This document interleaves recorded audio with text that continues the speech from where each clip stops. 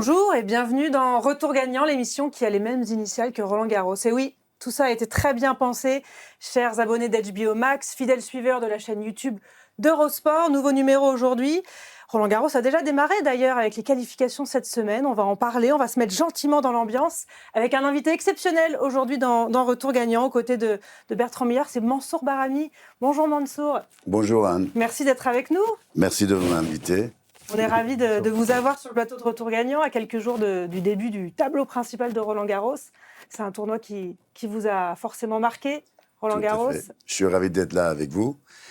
Bien sûr, Roland Garros, c'est un petit peu chez moi. Et Roland Garros m'a sauvé.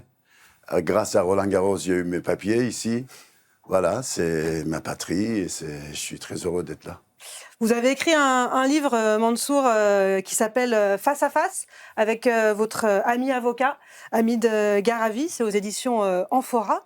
Et on va en parler de ce livre, préfacé par Björn Borg quand même, avec un avant-propos de John McEnroe. Vous êtes bien entouré sur ce livre. Écoutez, j'ai beaucoup de chance. C'est un privilège d'être considéré comme ami par John McEnroe et Björn Borg. Je les adore tous les deux. Ils sont vraiment des champions hors normes. Et j'ai eu le privilège et la chance de les côtoyer, de jouer énormément, surtout après notre carrière de pro. Dans le Senior Tour, nous avons joué beaucoup d'exhibitions et des tournois ensemble. Alors on va parler du joueur unique que vous êtes, du champion particulier. Avant d'en parler plus précisément, de revenir sur ce livre, on a quelques images qui résument assez bien Mansour Bahrami. Regardez.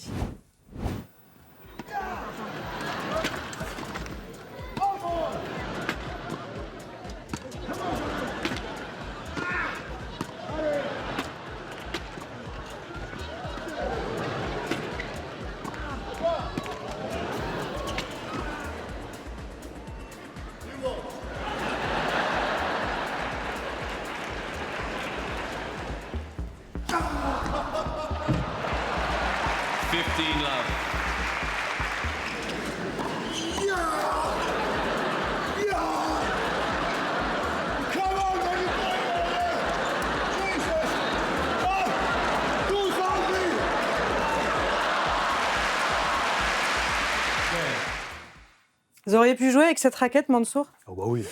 Cette énorme raquette. On l'a déjà fait, mais c'est pas ma marque de raquette, mais on a fait ça, oui, tout à fait. Je jouais un poignet solide. Vous savez, je jouais avec une pelle, je jouais avec un bout de bois que je trouvais, j'avais pas de raquette, donc je pouvais jouer avec une raquette comme ça aurait été merveilleux pour moi si je l'avais quand j'avais 7, 8, 10 ans.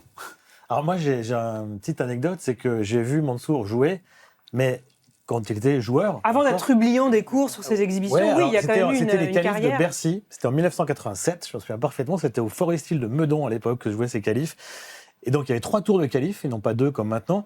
Mansour avait passé les 2 premiers tours, et il joue contre Mark Woodford au 3e tour. Il était 40e. Il était 40e il était le premier en dehors de tournoi. Ouais, c'était un super joueur. Ouais. Et donc, moi, j'ai assisté à ce match, et j'ai découvert Mansour, et c'était fabuleux, franchement, parce que Mansour jouait d'abord très bien, il servait très bien, un toucher de balle, on le sait tous, mais extraordinaire.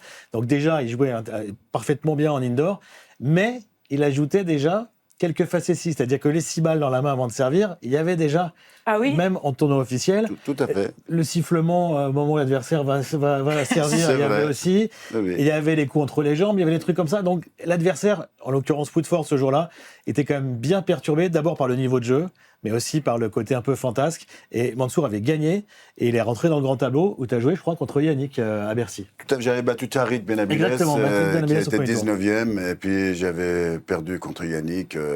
On avait fait un super match. Le score, c'était assez serré. Je crois que c'était 7-5, 7-6. Ouais, un truc comme ça, ouais, c'est vrai. Et donc, je commençais à être connu grâce à ce match avec Yannick, qui est un super ami, et on a célébré ses 66 ans hier soir ensemble. Voilà. Mais les qualifs, c'était autre chose, parce qu'à l'époque, en gros, personne ne te connaissait, et tu faisais pas ça pour le public, c'était déjà un peu dans les gènes, vouloir avoir un côté différent, fantasque. Déjà, dans ton jeu, tu avais un jeu quand même très spectaculaire, mais en plus du jeu spectaculaire, ajouter quelques trucs comme les balles ou en avoir plusieurs dans la main, moins de servir, etc. C'est des trucs que Sincèrement, toute ma vie, ça a été... je privilégiais le plaisir que la victoire. J'ai perdu beaucoup de matchs en voulant faire plaisir au public.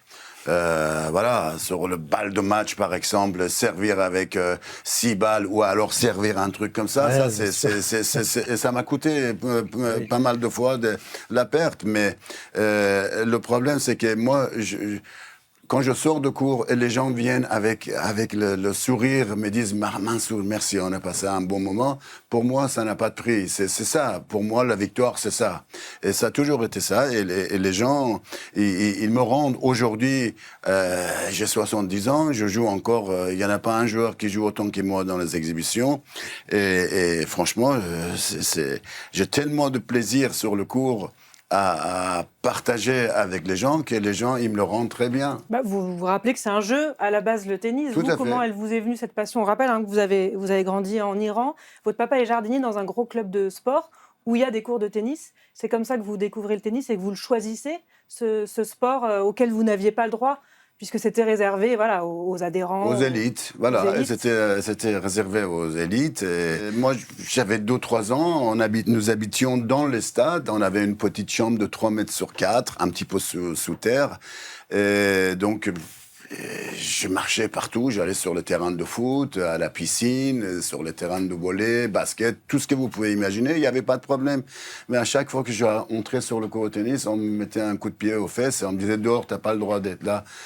Et donc, moi, je comprenais pas et je persistais, je revenais et finalement, ils m'ont dit « bon, écoute, on peut pas s'en débarrasser de toi, tu peux être là, mais en tant que ramasseur de balles ». Donc, je ramassais des balles pour des gens. On me donnait 10 centimes de l'heure. J'étais très content. 5 heures du matin, j'étais sur le cours, jusqu'à parfois 8-9 heures du soir. Ah oui. Et dès l'âge de 5 ans. Et franchement, par contre, j'avais pas le droit de jouer sur le court au tennis. Mais je jouais au tennis avec le pan de ma main, ou avec une pelle, ou avec un bout de bois que je trouvais contre le mur, en dehors du club de tennis. Et c'est comme ça, je voulais vraiment... C'est parce que c'était interdit, c'est devenu mon sport. Et c'était à l'époque, c'était avant la Révolution, ça? Ça, c'était bien avant la Révolution, c'était en 1960, 1961, 62, voilà. Et vous allez partir d'Iran pour pouvoir aussi jouer au tennis, développer ça et la France fait partie des pays que vous avez envie de... En Iran, déjà à 20 ans, j'étais une star chez moi. J'étais dans les 10 meilleurs sportifs de l'année, ou dernière année où j'ai joué. Et puis, il y a eu la révolution. Et voilà, je me suis trouvé bloqué en Iran. Je ne pouvais plus jouer. On n'avait plus le droit parce qu'ils ont dit tennis, c'est un sport de capitaliste américain, on n'en veut pas. Donc, je suis resté pendant 2 ans et demi, 3 ans sans jouer de tout. Et finalement, il fallait que je parte. Je ne pouvais plus rester là-bas. Je devenais fou. C'était vraiment invivable. Et j'ai eu une chance incroyable de pouvoir sortir parce qu'il y a eu un ministre qui a été nommé.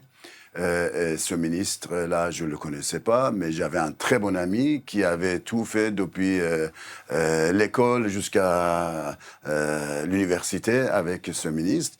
Et mon copain qui s'appelait Reza, je lui ai dit « Reza, écoute, ton ami est ministre, et il faut que tu m'aides à partir. » Il m'a dit « Donne-moi ton passeport ». Je lui ai donné mon passeport.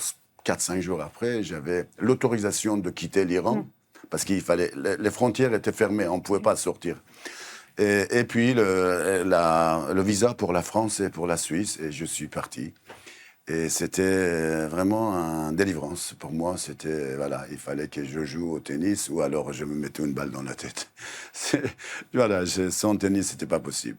Et tu n'es jamais revenu en Iran après ou tu as pu revenir quand même Je suis retourné en Iran 3 ans après. 3 ans après, oui. Juste pour voir mon père avant sa mort. Je l'ai vu 2 jours avant qu'il décède. Et après, je retournais tous les 2 ans. Et, par contre, là, ça fait 6 ans et demi que je ne suis pas retourné. Il n'y a pas eu de problème politique après pour rentrer? Ils t'ont pas fait des Non, histoires? je faisais pas de, je fais pas de politique. Je suis pas. Mais pendant ces mouvements de femmes, vie, liberté, j'ai parlé. Je parlais aux médias, je parlais à la télé, je parlais sur les réseaux. Et ça n'a pas plu, voilà. Et je suis devenu un persona non grata, c'est ça qu'on dit. Désirable, oui. Voilà. Donc, ça fait 6 ans et demi que je ne suis pas retourné et ça me manque beaucoup. Oui, forcément. Vous avez dit que Roland Garros vous avez sauvé aussi, que ça vous avait permis d'obtenir vos papiers. Oui. C'est vrai que le tennis vous a permis de pouvoir rester en France, parce que vous avez eu un premier titre, un premier visa, et ensuite il a expiré.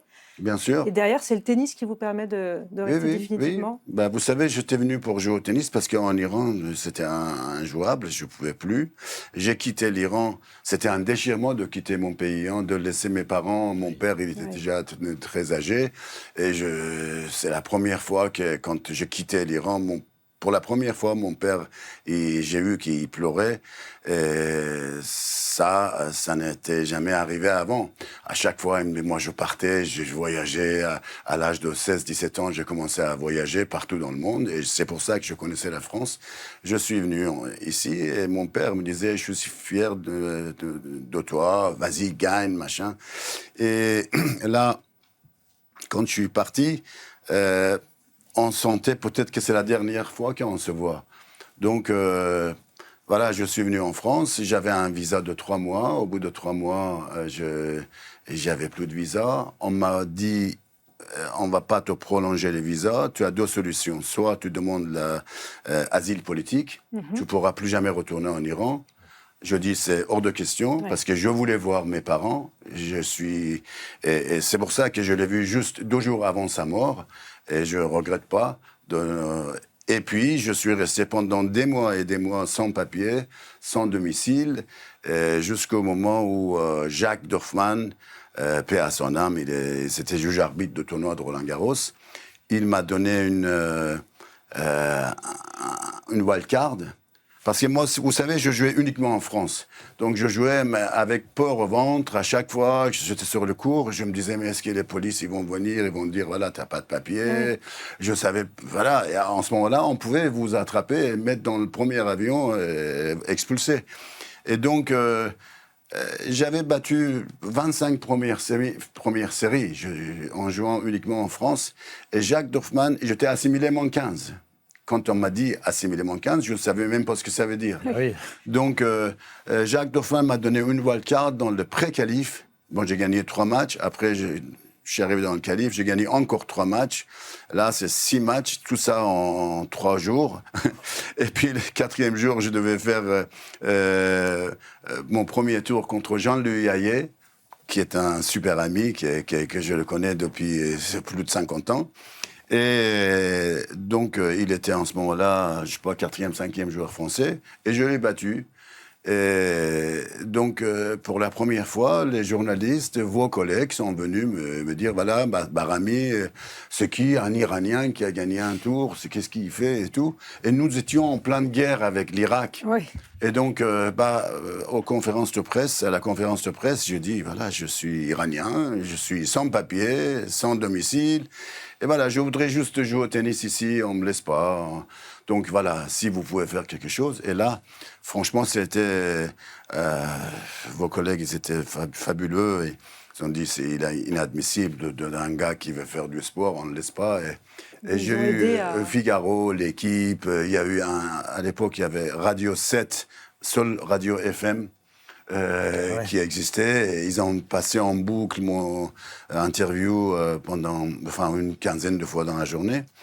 Et la même personne qui m'avait dit que tu as 24 heures de quitter la France ou alors tu demandes l'asile politique, m'a donné la première carte au séjour. Okay. Et à partir de ces moments-là, j'étais tranquille, je pouvais plus, j'avais plus peur d'être arrêté.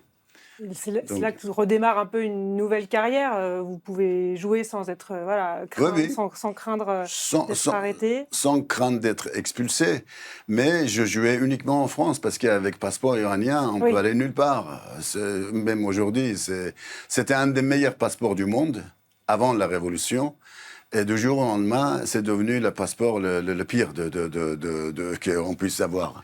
Et une question un peu difficile peut-être, mais en admettant que tu aies pu jouer normalement sur le circuit, sans problème, en allant partout, en jouant partout, etc. À ton avis, tu te situais au niveau ATP, à quel niveau de classement ? Quand j'avais 17-18 ans, je jouais. Il y avait des joueurs qui sont devenus plus tard dans les 20 premières, dans les 10 premières. Il y avait des joueurs avec qui je jouais et je les battais. Je perdais aussi. Ah ouais. Donc, je le perdais aussi, mais après, on était tous dans le même classement. Moi, j'étais dans les 200, quelque chose comme ça, à 19 ans, 20 ans. Et puis, et petit à petit, moi, quand j'ai arrêté, je les voyais monter à 200, 150, 100, 20, 10. Du coup, c'est le moment où vous ne pouvez plus jouer. Moi, j'étais bloqué en Iran. Oui. J'étais bloqué en Iran. Alors, donc, vous avez atteint en simple la 192e place mondiale. Et finalement, c'est avec le double que vous avez le plus de succès. On voit cette finale à Roland-Garros, quand même, en 1989, avec votre partenaire Vino Gratzky. Oui, c'est mon grand ami. Une finale à Monte-Carlo. Il y a eu une finale aussi à Bercy en 86. Tout à fait. Avec qui à Bercy ? Avec Bercy, j'ai joué avec Diego Pérez. Oui. On avait battu Yannick et Guy. Et la SEC, non ? Ça, c'était le deuxième tour. Ah, okay. La SEC, Slozil, je crois. Non, en double, j'ai battu beaucoup de monde. J'ai battu tous les, vraiment tous les meilleurs. À l'époque, Wilander, Muster, et tous. Ils jouaient tous en plus. Ils jouaient les doubles. Le double, ouais. Moi, je les ai, Mais en simple, malheureusement, j'ai pas pu jouer comme j'aurais aimé. Par exemple, moi, je jouais 3-4 tournois par an en France. Tournoi ATP, tout ce qu'il y avait en France. Open de Lorraine à Metz. Ouais. J'avais fait les pré-qualifs, j'avais fait les qualifs, j'étais arrivé en demi-finale, j'étais special exemple pour faire le tournoi d'après à Bruxelles. Ouais. C'était un tournoi de $600,000, mais ça, c'était en 83. Mais je me souviens, Weller Evans, qui était le superviseur de ATP, il m'a dit, Mansour, tu es special exemple pour Bruxelles. Tu le veux, tu veux aller ou pas? Je dis, oui, mais aidez-moi juste pour avoir un visa. Ah, et même pour la Belgique? La Belgique, ils ont dit non, il faut 2-3 mois avant qu'on vous dise oui ou non. Moi, j'ai dit, mais le tournoi, c'est dans 2 jours. Ah, oui. Donc, mais tout ça, c'est des opportunités que j'ai ratées, quoi. Je ne pouvais pas. Et Woodford, il est donc 40e, c'est ça, en 87 à peu près? Oui. Et donc, il gagne 6-4, 6-4. J'ai retrouvé les archives, là, 6-4, 6-4 contre le 40e mondial. Donc, tu jouais top 30, quoi. Oui, je jouais. J'ai battu des joueurs ici en France. Sanchez, qui était 60e.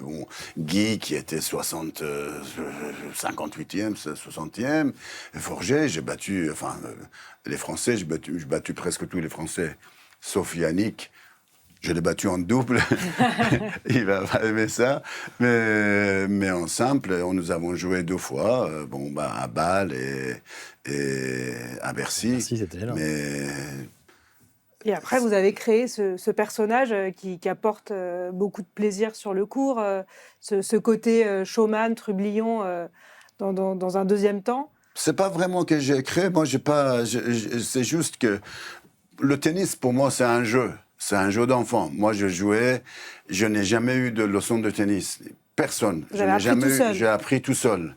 Avec mes copains, quand on avait 7-8 ans, on était tous dans les mêmes conditions. On trouvait un bout de bois et on s'amusait, on mettait à la craie, on faisait des lignes, on mettait une file pour faire le filet et on s'amusait de taper la balle comme ça.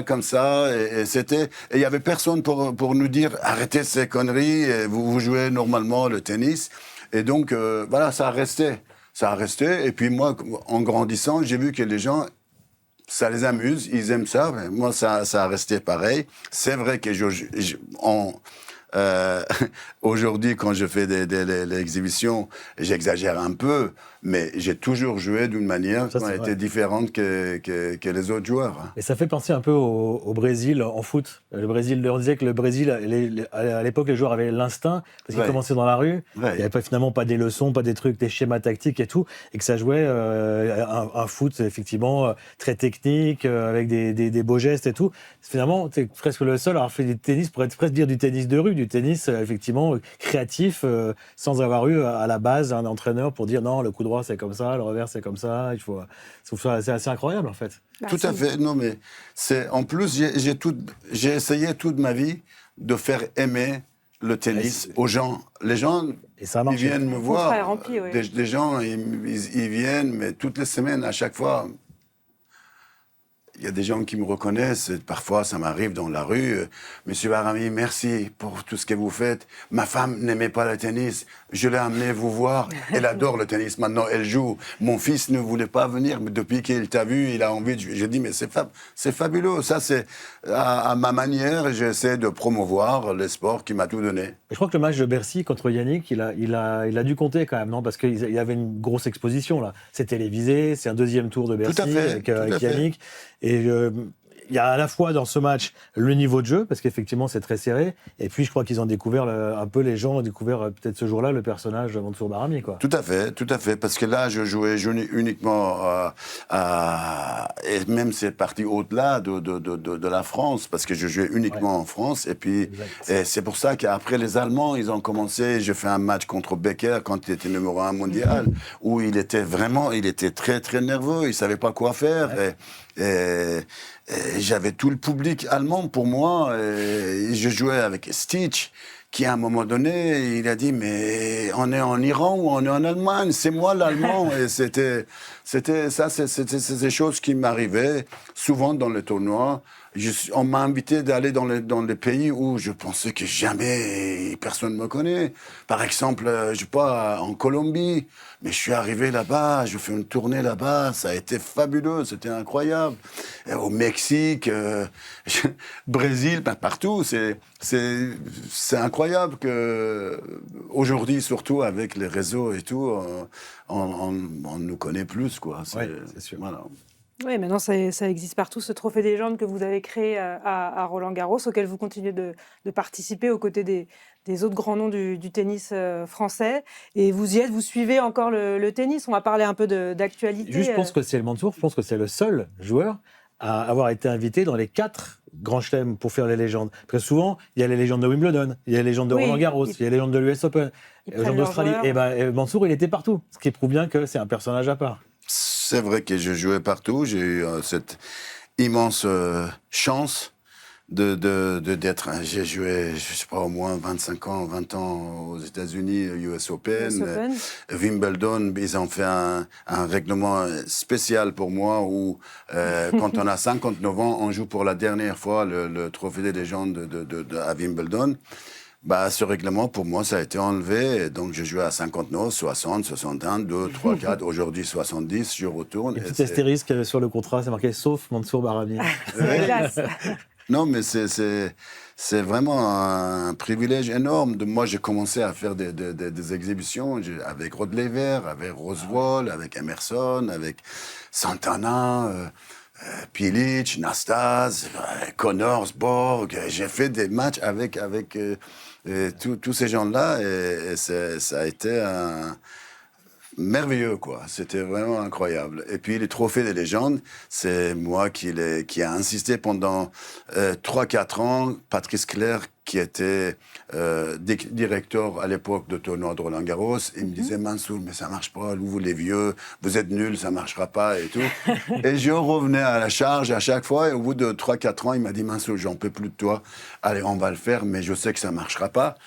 Et je dis, donne-moi une chance, si ça marche pas, je t'embêterai plus. Et puis, ce même tournoi, je jouais avec Guy Forget contre Lecomte et McEnroe. Pas mal. Et sur notre cours numéro 1, il y avait 4200 places. Ouais. Mais comme c'était pas, il y avait pas de billetterie, c'était libre pour tout le monde. Il y avait 6000 personnes sur le cours. Et sur le tournoi, sur le flip châtrier, il y avait Montilla et Correggia qui jouaient. Et donc, il y avait 200 personnes là-bas, et 6000 personnes. Il y avait 4000 qui voulaient entrer, il n'y avait pas de place. Et il y a Pierre Sled qui m'a dit, Manso, je vais te dire un truc, ça va te faire plaisir. On était sur le cours central et on savait ce qui se passe sur le 1. Et à un moment donné, on était obligé de passer sur votre cours. Et ça a été l'audience, Audimat. Il m'a dit, on était à 12%, on est passé à 25% en 10 minutes. Je dis, ça me fait plaisir. C'était en plus le cours 1, c'était quand même. Moi, c'était mon cours préféré pour Roland-Garros. C'est une arène, quoi. Il y avait une super ambiance. Et puis, j'ai vu Christian Bim et Patrice Keller qui étaient là aussi sur le cours. Et je le regarde et je fais comme ça. Il me fait. Mansour, c'est bon, on peut continuer. On continue. Là, c'est 30 ans, quoi. Ça fait donc ça fait 30 ans. Ouais. Bah oui. Le succès ne s'est pas contredit. Vous avez côtoyé donc des grands champions, vous les côtoyez encore. On va parler de ceux d'aujourd'hui, sur lesquels vous avez forcément aussi un œil intéressé. On a Yannick Sinner qui ne sait plus perdre en ce moment. L'Italien, c'est complètement fou ce qu'il réalise. Ça y est, à 24 ans, il a remporté les 9 Masters 1000 différents qui existent sur le circuit en allant remporter Rome, que Bertrand a commenté ce week-end avec Justine Hénin. Il égale Novak Djokovic, donc, qui avait été le premier à réaliser ce qu'on appelle le Golden Masters. Donc. Sauf que Novak Djokovic, il l'a fait à 31 ans. Oui. Il l'a fait, on va voir les chiffres un peu différentiels entre l'Italien et le Serbe. Il a mis 11 ans à le réussir, puisqu'il a remporté son premier à Miami en 2007, le Serbe, et puis le 9e à Cincinnati en 2018, enfin le 9e différent. Oui. 3 ans pour Yannick Sinner, c'est quand même complètement fou. Vous le voyez, lui, sur les traces de champions comme Novak Djokovic, l'Italien ? Écoutez, franchement, il a 24 ans, 23 ans, 24 ans. Il a facilement 10 bonnes années devant lui, minimum. Ça veut dire 40 grands chelems. Et moi, je suis vraiment étonné de la façon dont il joue. Je n'ai jamais vu un joueur de taper à plat avec toute sa force, mais chaque balle. On a vu Lendl, on a eu Muster, mais bon, il faisait des lifts quand même, il frappait fort. Nadal, c'était un cogneur, mais c'était pas à plat tout le temps. Mais c'est incroyable ce qu'il fait. Et franchement, j'adore son tennis. Et là, ça va être... oui, il est parti pour battre beaucoup de records. Je ne sais pas s'il gagnera. Je lui souhaite. C'est un mec vraiment très, très sympa. Et très respectueux, bien élevé. Et c'est vrai. Oui, il a la tête sur les épaules. Oui, pas du tout prétentieux. Et pourquoi pas ? Je pense qu'il va... S'il est en bonne santé, il peut battre beaucoup de records, pas mal de records, oui. Alors, il lui en manquait encore de grands titres, c'est Roland-Garros, et justement, ça va démarrer dimanche dans le tableau principal. On va se demander, pour être un peu provocateur, est-ce qu'on va s'ennuyer ? Est-ce que Yannick Sinner, qui est grandissime favori, en l'absence en plus de Carlos Alcaraz, est-ce qu'il est parti pour avoir une promenade de santé jusqu'à cette finale de Roland-Garros, vu ce qu'il accomplit ? Là, il a remporté quand même tous les grands titres sur terre battue. Monte-Carlo, Madrid et Rome. On voit là son palmarès général. C'est le premier depuis Nadal en 2010 à faire ça. Exactement. Oui, tout à fait. Oui. Nadal était allé remporter Roland-Garros en plus, donc sans problème d'ailleurs. C'est l'objectif de Yannick Sinner, qui a donc 10 Masters 1000 désormais, 4 grands chelems, et il en vise un 5e, et surtout celui qui lui manque. Roland-Garros. Donc, on a peur. Est-ce qu'on va s'ennuyer ou on s'ennuie jamais ? Franchement, moi, je m'ennuie pas du tout à le regarder. C'est toujours un plaisir de le voir sur le terrain, sur le court. C'est dommage qu'Alcaraz n'est pas là. Bien sûr que c'est toujours énorme pour chaque tournoi d'avoir ces deux joueurs. Ceci dit, ça va donner un peu plus de piquant parce que je pense que Djokovic, malgré son âge, on connaît le champion qu'il est. Il nous a tellement étonnés que là, maintenant, il se dit, finalement, j'ai un peu plus de chance peut-être de gagner. Lui, c'est son rêve de gagner un 25e Grand Chelem. Et il faut compter avec. Je crois qu'il faut compter avec. Et vous le savez, on a eu parfois Roland Garros gagné par des joueurs qu'on n'avait même pas imaginé une seconde qu'ils allaient gagner. Sur le terre battue, plein de choses peuvent arriver. Mais en tout cas, j'espère qu'ils seront tous en bonne santé, qu'on verra du bon tennis. Et je suis sûr que ça va être un tournoi très excitant et très intéressant pour tout le monde. On ne va pas s'ennuyer du tout. Mais non, on ne va pas s'ennuyer du tout parce qu'il y a 128 joueurs dans le tableau, 128 joueuses. Ça fait 128 matchs en tout. Donc 256 hommes et femmes confondus, juste en simple. Alors, on ne va pas s'ennuyer parce que dans un grand chelem, il se passe toujours des choses. En première semaine, il va se passer des choses. Il va y avoir des matchs en 5-7 de folie. Il va y avoir des surprises, des têtes de série qui vont tomber. Sinner, on verra. Je sais qu'il fait quand même 30 degrés la semaine prochaine et on sait qu'il n'aime pas trop jouer dans les conditions très chaudes. Donc si ça se trouve, peut-être qu'il va avoir des conditions difficiles. En premier tour, on n'a pas le tirage encore, mais plein de choses peuvent arriver dans un tournoi du Grand Chelem et il arrive toujours plein de choses. C'est une histoire, le tournoi du Grand Chelem. C'est pas uniquement un joueur, c'est plein de joueurs. Après, si lui se promène, il y aura toujours quand même, de toute façon, le moment où, s'il arrive en finale, une finale à gérer. Je ne sais pas si ce sera contre Djokovic ou un autre, mais c'est le seul titre du Grand Chelem qui lui manque. Donc, de toute façon, il y aura forcément quand même de la nervosité. C'est un tournoi au meilleur des 5. Donc là, au meilleur des 3, il s'est promené, mais c'est pas tout à fait la même chose. On sait que dans les matchs très longs, il a parfois des difficultés. Puis il a quand même, là, il a enchaîné tous les Masters 1000. Il a joué tous les tournois. Donc il y a un peu de fatigue, un peu d'usure, certainement quand même, et physique et surtout mentale, je pense. Donc gérer maintenant un Grand Chelem, le seul qu'il n'a pas gagné, c'est quand même quelque chose de difficile. On a l'impression que c'est facile parce qu'il gagne tout. C'est jamais facile de gagner des matchs. Non, est-ce qu'on fait la comparaison avec Nadal 2010, puisque c'est l'année où il réussit le Grand Chelem rouge, donc tous les grands tournois sur terre battue, les 3 Masters 1000 et Roland Garros. Est-ce qu'il arrive un peu dans la peau d'un Nadal à cette époque-là où on ne peut pas comparer? Non, on ne peut pas comparer. On peut pas comparer parce que Nadal, par exemple, hier, je suis allé voir Paul-Henri Mathieu pour lui parler des 20 ans de son match contre Rafael Nadal, justement. Match qui avait duré 4h53. Ça sera pour un autre média de chez nous, pour le .fr. Mais il disait qu'à l'époque, il avait cru en ses chances, Polo, parce que Nadal avait gagné qu'un seul Roland Garros. Mais déjà à l'époque, il avait gagné 55 matchs de suite sur terre battue. Donc il y croyait, mais c'est parce qu'il avait qu'un seul Roland Garros. Il disait bon, peut-être qu'en Grand Chelem, mais 55 victoires sur terre battue. Et donc en 2010, au moment d'aborder Roland Garros, Nadal, il en a 4 déjà. Il a gagné 5, 6, 7, 8. L'année d'avant, c'est Federer qui a gagné parce qu'il y a eu Söderling. Nadal avait douleur au genou. Mais il en a déjà gagné 4 et il est surtout le monstre de terre battue depuis 5 ans, quoi. Donc, Sinner, c'est pas la même chose. Là, d'abord, Sinner a joué sans son rival, Alcaraz, en l'occurrence. Donc, peut-être ça a été à Madrid et à Rome. Pas à Monte-Carlo, pas à Monte-Carlo, bien sûr. Mais voilà, ça a peut-être été aussi l'occasion, pour lui, l'occasion unique peut-être de faire ce triplé. Mais il ne peut pas arriver dans les mêmes conditions que Nadal, qui était le roi de la terre battue déjà depuis des années. Il était sur les à l'époque, Nadal, il est en train de marcher sur les traces de Borg. Ce qui est hallucinant, parce que Borg, c'était le champion ultime, il a gagné 6 fois à Roland-Garros, et à l'époque, on pensait que personne allait faire mieux que 6 Roland-Garros.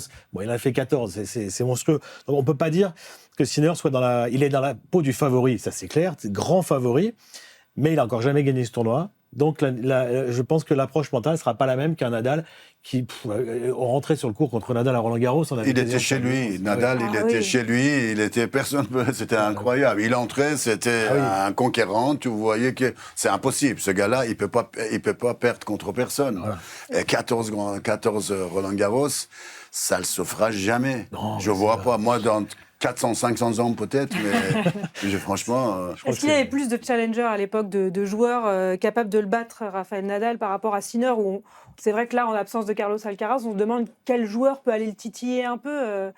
On a vu un Medvedev lui prendre un set, on a vu un Jakub Mensik, très fort physiquement, très puncher, le battre. C'était plus en début de saison. Sur terre battue, honnêtement, il avait un seul rival, c'était Djokovic. Nadal, le seul, d'ailleurs quasiment jusqu'au bout. Mais encore en 2010, Djokovic a donc 23 ans. Oui, mais Söderling, c'est particulier. Oui, Söderling, c'était particulier. C'était un one-shot. C'est vrai, c'était un one-shot. Il était arrivé en finale et c'était tout au profit de Roger Federer, qui a été... c'est son unique chance de le gagner.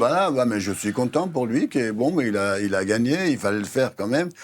Mais c'est vrai que, voilà, moi je te disais que Borg avait gagné 6 fois. Borg, il a gagné, il pouvait facilement gagner 7 fois Bien sûr, d'affilée. ouais, il aurait pu Parce gagner. qu'en 77, il n'a pas joué, il était allé faire un team tennis aux États-Unis, un truc qui comptait pour du beurre. Et c'est pour ça que Villas C'est a Villas qui gagné. a gagné, ouais. C'est pour ça, parce que Borg-Villas, il pouvait se jouer, ça pouvait faire 4 heures de match, et le résultat, ça aurait été 6-2, 6-3, 6-2, quoi. Oui, donc, non, mais il peut se passer plein de choses. Là, c'est vrai que sur papier, on va dire qu'il va gagner. Sinner, il est le grand favori. Oui. Mais sur terre battue, il peut se passer plein de choses. Comme Bertrand disait, ça va faire 30 degrés à partir de la semaine prochaine. Et ça, pour rester 5-7, il faut le pouvoir faire. Hein. Il y a des gens il y a des crampes, il y a des blessures, il y a des...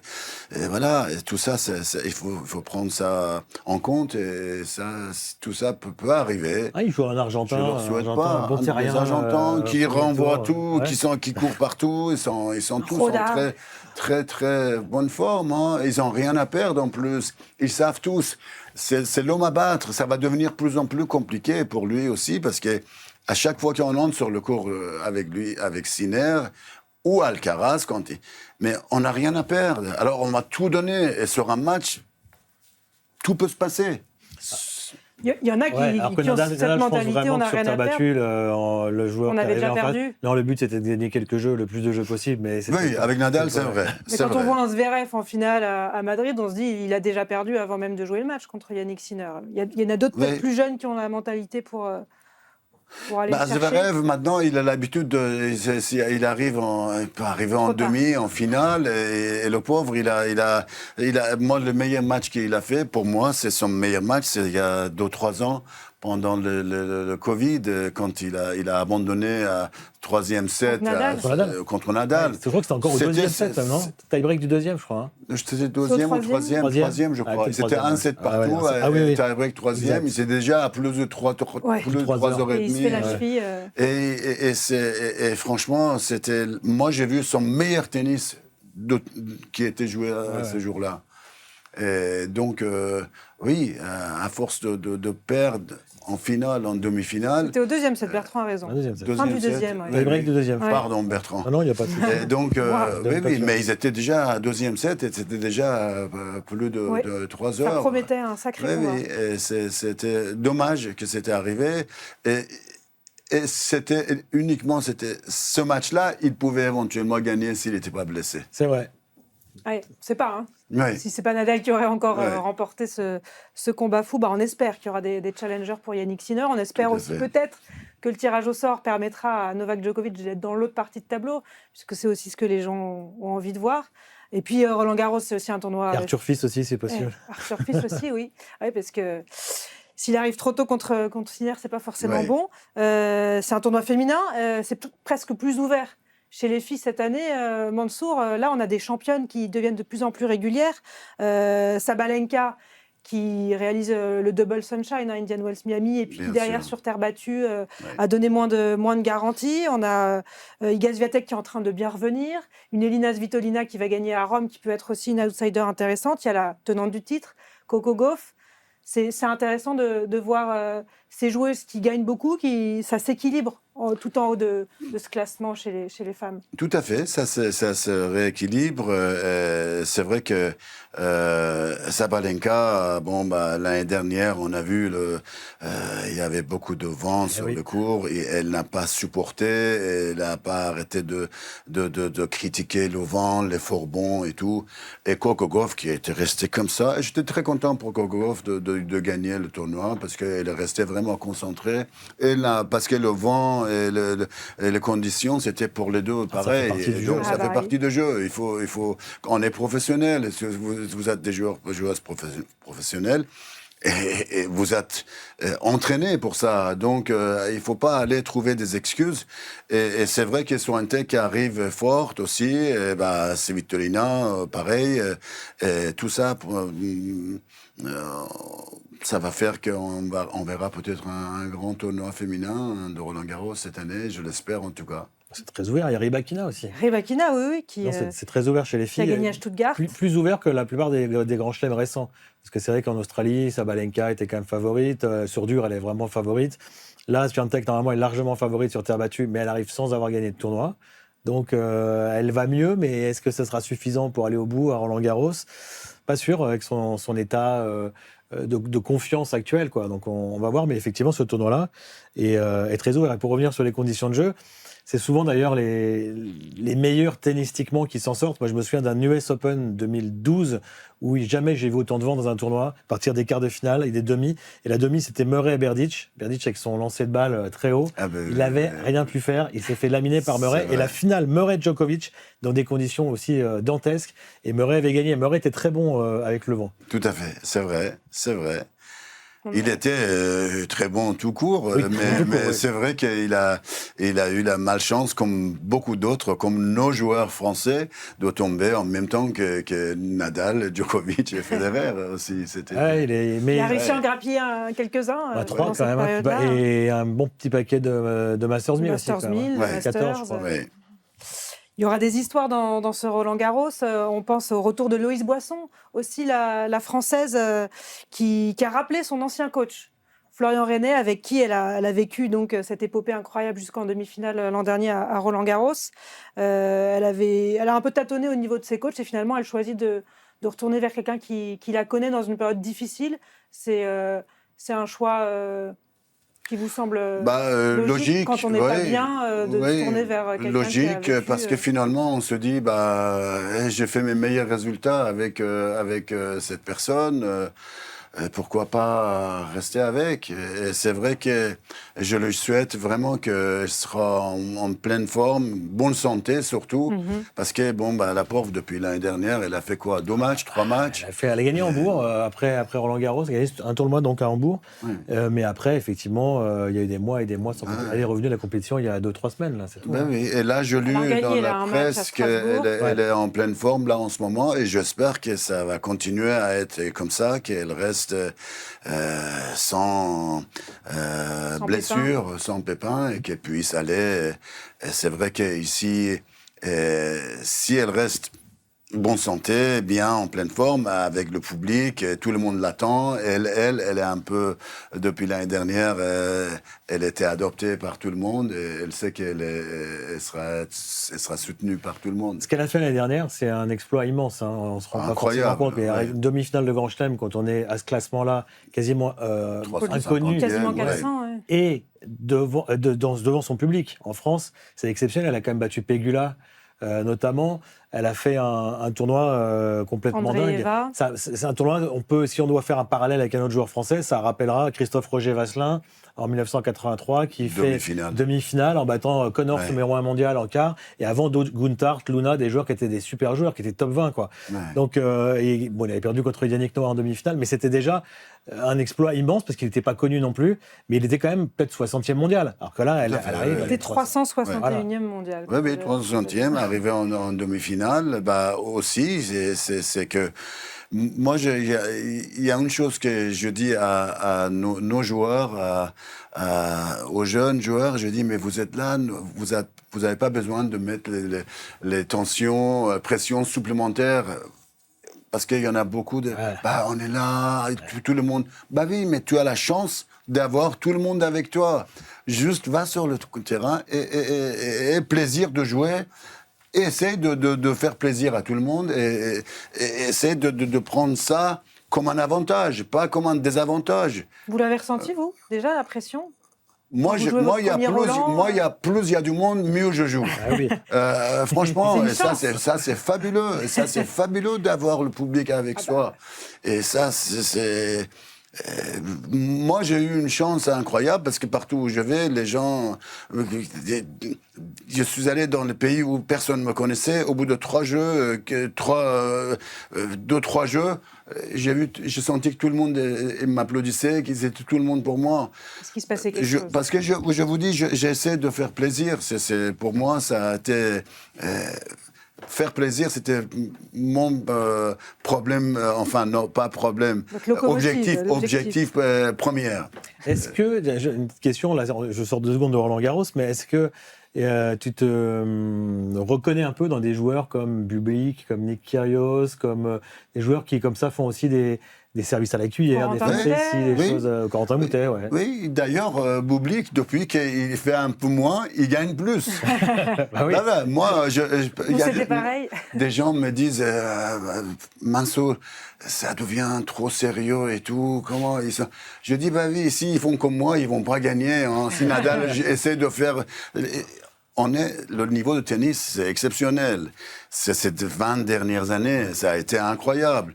Après, on peut pas demander à Nadal, à Federer, à Djokovic de essayer de faire plaisir, de faire un peu le pitre sur le court et gagner, de faire ce qu'ils ont fait. C'est pas possible. Là, il faut faire comme moi, et puis bon, on gagne rien, mais on gagne le public. Moi, j'ai gagné le public. Ça a toujours été mon truc. Et le service à la cuillère a été relancé quand même, et il y en a qui le font même, peut-être pas à la Mansour exactement, mais au moins avec du slice, avec un effet pour essayer de... Comme les relanceurs se placent très loin aujourd'hui, c'est devenu presque une arme tactique. C'est vrai, on peut le faire, mais il faut le faire si ça marche. Ça peut être point gagnant, parce que les joueurs, ils restent 5 mètres derrière. Mais on peut le faire, mais vraiment une fois ou deux. Tu peux pas faire 5-6 fois d'affilée, parce qu'après, tu vas perdre plus de points que tu vas gagner. Oui. Dans les histoires aussi qu'on va suivre, il y a le dernier Roland Garros de Gaël Monfils, qui lui aussi était un showman aimé, faire plaisir au public, et le public lui rend bien. Ça vous fait quelque chose de le voir disputer son dernier Roland Garros? Écoutez, Gaël, ça a toujours été vraiment partout où il allait jouer, tout le monde l'attendait. C'était un plaisir de le voir. En voulant faire plaisir au public, il a perdu beaucoup de matchs. Combien de fois on l'a vu mener 2-7-0 et puis finalement il voit maintenant qu'est-ce que je vais faire, et là il commence à jouer. L'année où il était en demi-finale à Roland Garros, pour moi c'était peut-être le seul joueur ces 15-20 dernières années français qui pouvait gagner Roland Garros. Mais il a souvent trop joué avec le public, pour le plaisir, à rigoler, à discuter avec les gens. Et moi je me souviens, par exemple, il avait 17 ans à US Open. Je pense que c'était la première fois qu'il jouait avec Djokovic. Oui. Et il menait 1-7 et 4-1, je crois. Et je jouais les légendes et lui, il jouait. Et Djoko, il avait mal, il a arrêté le match pendant 10 minutes, un quart d'heure. Et Gaël, au lieu de se concentrer, rester dans un coin où il était là, il parlait avec tout le monde. Il est complètement sorti de match. Un quart d'heure plus tard, tu te souviens? Je ne sais pas si tu te souviens de ça. Djoko, il est revenu, il a gagné les 3 prochaines... il était malin, Djoko. Oui. Donc, tout ça, ça fait partie du jeu. Et Gaël, voilà, ça me ferait plaisir, de toute façon, de le voir jeudi. Et puis... lui et ses amis, et puis après, on verra. J'espère qu'il va faire... Il va pas tomber tout de suite contre un tête de série, et on le voit au moins 2-3 tours. Mais il a gagné en popularité, parce qu'il a peut-être perdu en titre, mais finalement, les joueurs... moi, je pense à Henri aussi, Henri Lecomte. C'est un joueur qui aurait pu... Il avait le potentiel pour gagner en Grand Chelem, mais gigantesque. Il a fait finale à Roland-Garros, demi à Wimbledon, plusieurs fois. Une fois à Wimbledon, mais il aurait pu vraiment gagner. Mais pareil, c'est un joueur facétieux, c'est un joueur qui régalait le public. Henri, il a été adoré partout où il est passé aussi. En Angleterre, c'est une star. Gaël, aux États-Unis, c'est une star. Mansour, partout, c'est une star. Donc, ça prouve que le public attend aussi des choses... qui sortent un petit peu de l'ordinaire, et puis du spectacle, quoi. Il y a pas tout à fait. Moi, je suis d'accord, et c'est vrai que c'est pas interdit de vouloir un peu penser au public aussi, et de faire, pas faire comme moi, mais bon, faire un petit peu, penser au public, mais il n'y a pas que voilà.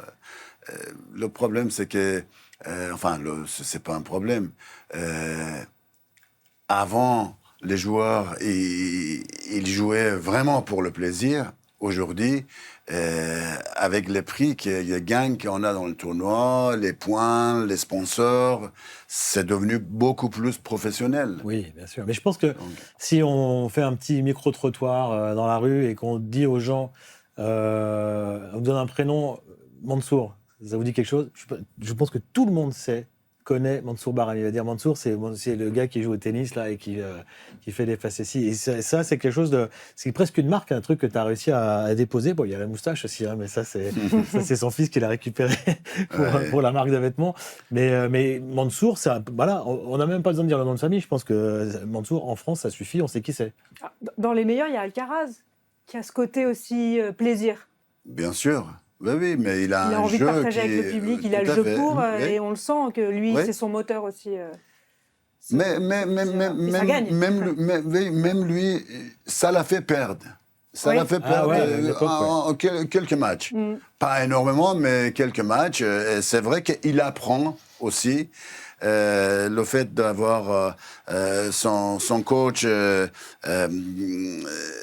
Ferrero, Juan Carlos, il a été super. Juan Carlos m'a dit à 15 ans, il m'a dit, Mansour, je suis avec un gamin et n'oublie pas, il s'appelle Alcaraz, il va être numéro 1 mondial. Il m'a dit ça il y a 14-15 ans. Il avait de l'or. Et donc, oui, il avait vraiment beaucoup apporté et ça a fait le champion qu'on connaît.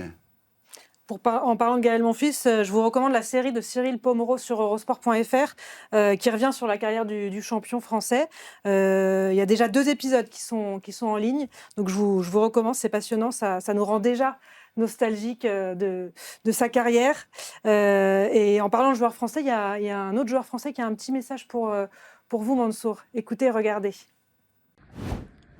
Salut Mansour, on se fait un petit entraînement là cette semaine? Faut qu'on prépare le trophée des légendes. Hein. Mon cher Arnaud, c'est vrai que je l'embête, je lui demande, mais je lui dis quand tu veux, il m'appelle de temps en temps, il me demande Mansour, on tape 300 balles? Je dis oui, avec plaisir, parce que moi je m'entraîne contre le mur. Je tape 300 balles contre le mur, je fais 100 volets, et puis quelques smash. Tout ça, ça dure 20-25 minutes max. Et je fais ça 4-5 fois par semaine. Mais Arnaud, quand il est à Paris, quand il est là, il a envie de jouer, il m'appelle et moi je suis toujours ravi de jouer. On s'amuse, on finit par un tie-break à la fin de match, à la fin d'entraînement et c'est toujours un plaisir de le voir. C'est un gars comme ça. Il joue les légendes aussi à Roland-Garros. Tout à fait. Avec vous et il commande toute la semaine aux côtés de Bertrand notamment le tournoi de Hambourg. Et moi je me régale à les écouter, à les voir. Voilà. Ce sera toute la semaine jusqu'à Roland-Garros qui va prendre la suite. Jeudi, on aura une émission spéciale pour le tirage au sort des tableaux féminins et masculins de Roland-Garros. Et ensuite, retour gagnant, ce sera tous les jours pendant Roland-Garros, justement, pour revenir sur la journée. Et on va se régaler. Il y aura Bertrand, il y aura Nicolas Escudé aussi qui viendra nous apporter son œil d'expert. Et ils vont commenter les matchs pour la Belgique sur ce Roland-Garros. Donc, on va se régaler. Merci Mansour d'être venu nous rendre visite. Mansour. Merci pour ce beau livre, donc Face à Face, où on en apprend plein de choses sur votre carrière, sur votre parcours, sur votre amour du jeu, du tennis. Il y a plein d'anecdotes et les sujets différents avec mon ami Hamid Raravi, qui est un grand avocat international qui règle tous les litiges et aussi comment on dit, le cours arbitral de sport. Ah oui, d'accord. Et on parle de sujets différents, énormément de sujets de antidopage, de dopage, de matchs truqués, et tout. Et lui, il a l'art de plaidoirie, d'extriper, de poser des bonnes questions avec bienveillance, de sortir des choses de moi que j'avais pas tout à fait envie de peut-être parler. Et c'est fait avec beaucoup de finesse et c'est vraiment agréable à lire. Un entretien face à face sans concession, donc mené par votre ami Hamid Garavi. Je vous le recommande aux éditions on va le lire avec plaisir. Amphora. On va lire ça avec plaisir, oui, surtout s'il y a plein d'anecdotes C'est tout ce qu'on aime Bah, exactement. dans Retour gagnant. Merci en tout cas, merci Bertrand. Merci Anne. Et on se revoit à Merci, Roland-Garros Bertrand. alors, on va venir vous voir Avec jouer grand plaisir. Croisé à Roland-Garros. sur le tournoi des légendes. Tout à fait. Et puis Oui, oui. pendant un entraînement avec Arnaud Clément, le rendez-vous est pris. Ah ouais, Tout à tu une fait. petite caméra. Voilà. tiens. Oui, oui. Ouais, ça peut être Oui. sympa. Merci à Seb Petit et Flo Caloise en régie. Et donc à jeudi pour le tirage au sort de Roland Garros et dimanche pour le début de la quinzaine avec Retour gagnant. Bye bye.